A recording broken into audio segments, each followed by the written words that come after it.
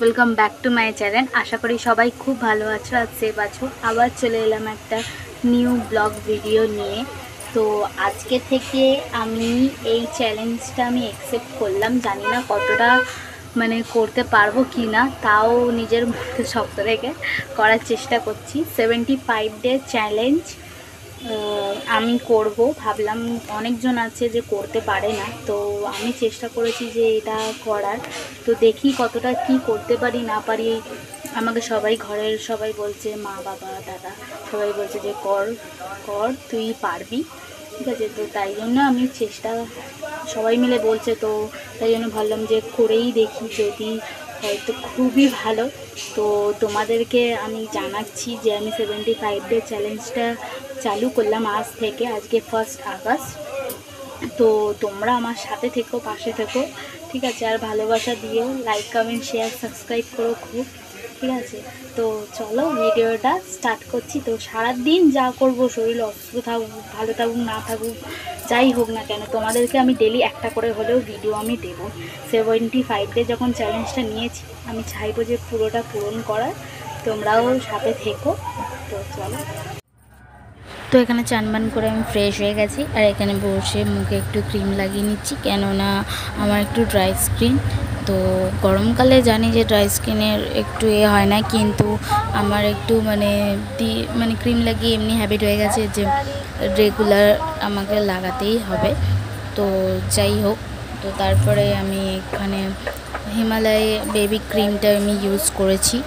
তো এখানে সবাই ভাবতেই পারো যে কী ব্যাপার, বেবি ক্রিম কেন ইউজ করছে। আমি বেবি সব প্রোডাক্টই ইউজ করি, সাবান বলো তেল বলো, খালি শ্যাম্পুটা বাদ দিই। কেন শ্যাম্পুটা আমি ইউজ করি না, শ্যাম্পুটা আগে ইউজ করতাম, এখন করি না। তো এখানে একটা লিপ বাম নিয়ে নিয়েছি। লিপ বামটা লাগালে ঠোঁটে অনেক স্মুথ থাকে, তো তাই জন্য আমি এখানে একটা মাইক্ল্যামের লিপ বাম নিয়ে নিয়েছি, আমাদেরকে দেখাচ্ছি। তো মা এখানে চান করে নিয়েছে বলে মা বললো কিছু টিফিন করবে। আমি বললাম কী টিফিন করব। তো আমার সকাল থেকে শরীরটা ভালো লাগছিল না, তো আমার শরীরটা খুব খারাপ লাগছিলো, মাথাটা কীরকম ব্যথা ব্যথা করছিলো, ঘুরছিলো। আর আমার কানের এটা দেখছো কীরকম, আমি কান ফুটিয়েছিলাম, তারপর এরকম হয়ে গেছিলো। এটা নিয়ে অনেক ট্রিটমেন্ট করছি, ডাক্তার দেখিয়েছি, ডাক্তার এখানে অনেক ইঞ্জেকশন পুশ করেছিল। তারপর মা বললো একটু দই চিড়ে খা। আমি তো খেতে চাইছিলাম না, জোর জবরদস্তি করে আমাকে বললো খা খা, ভালো লাগবে। তো যাই হোক করে মা সব চিড়ে ফিরে ধুয়ে দই দিয়ে আমাকে দিল। তো আমি বসে বসে, আমার মাকেও দিয়েছিলাম, আমি খালি বসে বসে খাচ্ছিলাম গল্প করতে করতে। তো আমাকে বলছিল যে খাওয়া দাওয়া কর। তো ঠিক আছে, কেন আমার ওইটা কানের ওষুধটা দেওয়ার পর থেকে আমার জন্য কীরকম একটা মাঝে মাঝে মনে হয় মাথা ব্যথা ঘোরে করে, তো জানি না। তারপরে মা এখানে সবজি কাটছিল, আর আমি একে সকালবেলা এই ক্রিমটা লাগাতে দিয়েছে, রাতের ক্রিমটা আমি দেখাইনি।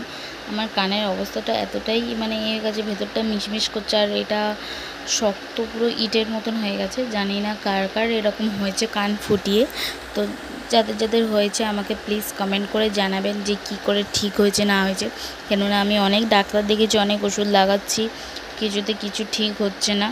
হ্যাঁ, আর ভেতরটা জানি না যে কবে ঠিক হবে না হবে।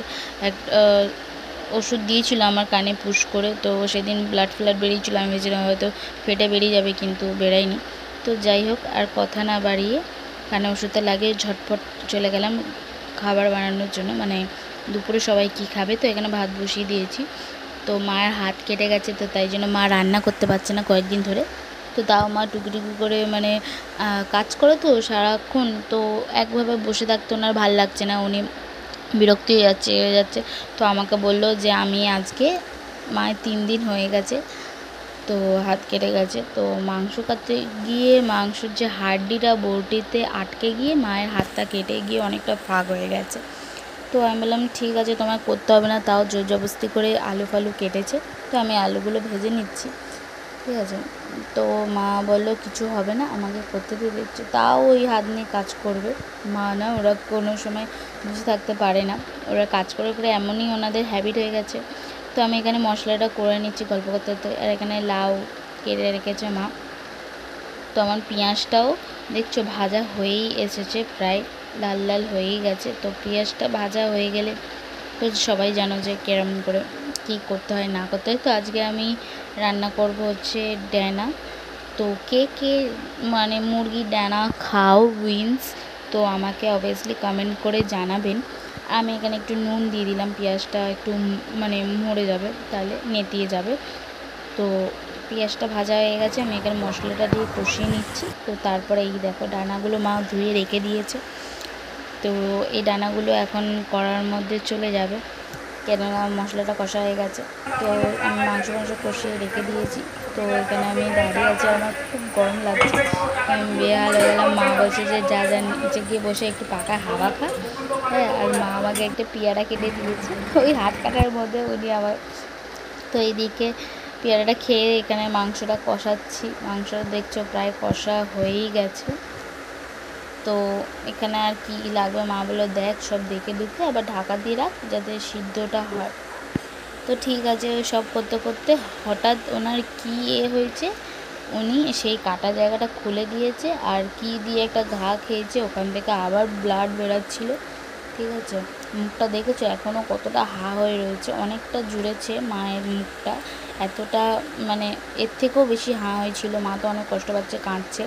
আমি তো বলছি কেঁদেও না, তোমার বেশি কাজ করার শখ, এই সব সেই হ্যানা তেনা মাকে বলে যাচ্ছি। মা দেখছি কিরমভাবে কেঁদে যাচ্ছে, খারাপও লাগছে। তারপর ব্যান্ডেজ করে দিলাম, দিয়ে আমি ওই ঘরে চলে এলাম, কেননা মা আর বাইরে কন্টিনিউ বৃষ্টি হচ্ছে। এই ঘরে চলে এসেছি আর এখন এসে ক্যান্ডিকে আগে খাবার দিচ্ছি,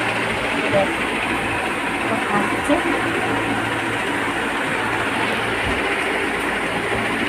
অনেকটা বেলা হয়ে গেছে বলে এসে আমি ওটা আগে খাইয়ে দিলাম, আমি দেখাতে পারিনি। আর বাইরে প্রচণ্ড বৃষ্টি হচ্ছে, সারা রাস্তা কোনো ভিডিও নিতে পারিনি। তো তাই জন্য ভাবলাম ঘরে এসে ভিডিও করব। তো ওই জন্য খাচ্ছে, ওকে নিয়ে তারপর আমাদের সাথে রান্না করা।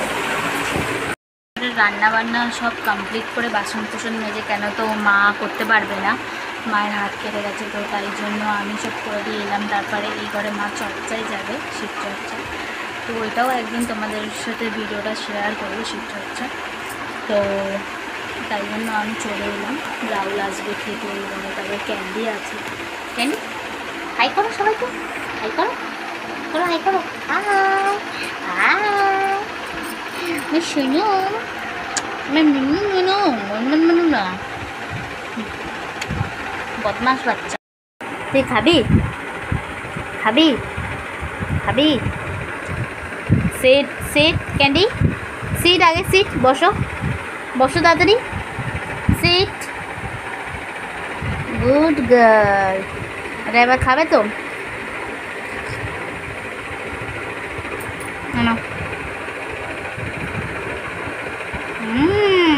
ভালো ভালো কেমন করে খাচ্ছে বাবা।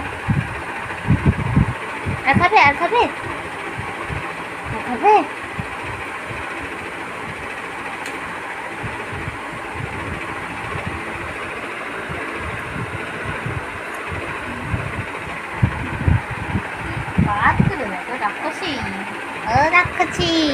খাবার ডান হয়ে গেছে, শুভেন্দু এসেছিলো, আমি আরও খেয়ে নিয়েছি। রাহুলের আসতে লেট হবে, ঠিক আছে। তো এখন প্রায় কটা বাজে,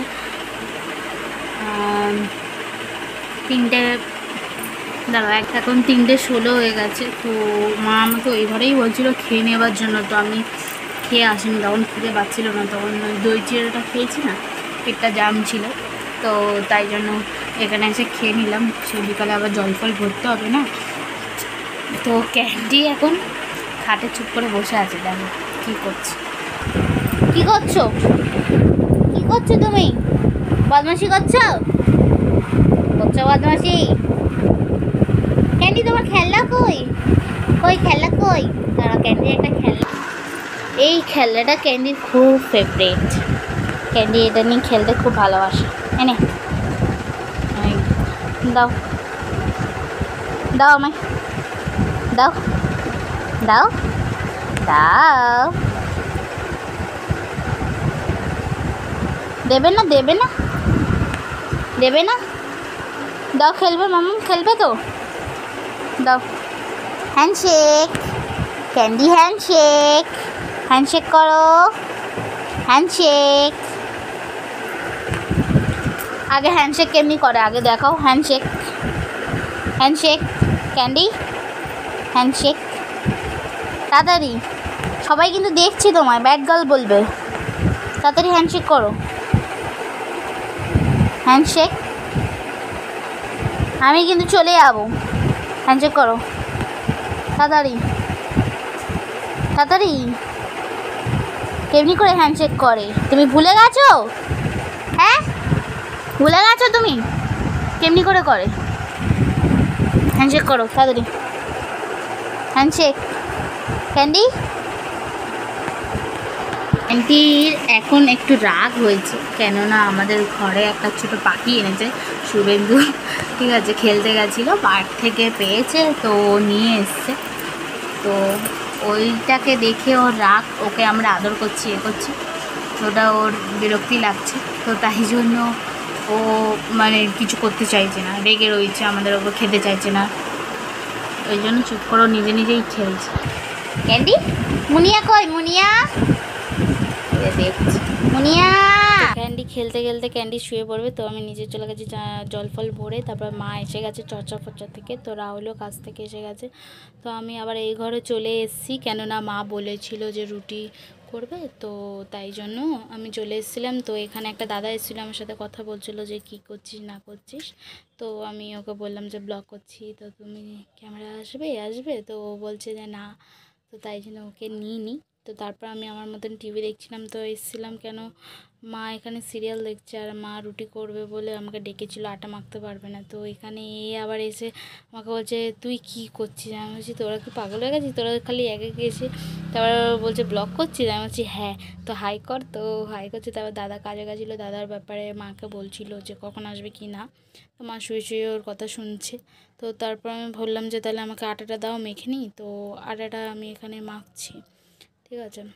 তো মা বললো তাড়াতাড়ি মেখে নে, তুই বলছিস তোর খিদে পাচ্ছে, তো কিছু খেয়ে নিবি, তো কিছু কী খাবি? আমি বললাম কী খাবো, তো বললো তাহলে আমি রুটি করে দিচ্ছি, তো রুটি খেয়ে নে। তো এখানে মা রুটি করছে, ঠিক আছে, তো মা কারোর হাতে রুটি পছন্দ করে না, তাও আমি আটাটা মেখে নিয়েছি, কেন মা মাখতে পারবে না, আর আমি এতে চিনি দিয়ে দিয়েছি। কে কে চিনি রুটি খেতে ভালোবাসো আমাকে কমেন্ট করে অবশ্যই জানাবে। ছোটোবেলায় তো আমি একটা করে মাকে বলতাম বানিয়ে দেবে। তো এখানে আমি দুটো রুটি আর একটা আলু, একটা ডানা নিয়ে নিয়েছি, তো এটা খেয়ে একটু পেটটা ভরবে, তারপর আমি আর মা শুয়ে শুয়ে টিভি দেখছিলাম। মা সারাদিন যা যা সিরিয়াল হবে তাই দেখবে।